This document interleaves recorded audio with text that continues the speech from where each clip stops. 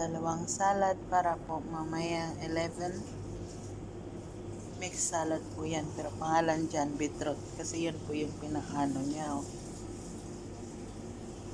Pero ang dami pong klase niyan.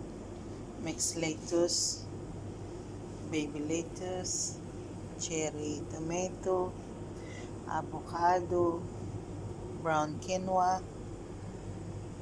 tsaka yan, beetroot, and French chicken, white French, ewan, anong tawag nila dyan. Tapos ito, Japanese salad, lettuce lang, mixed lettuce din, avocado, at itong sa taas, prito na secret.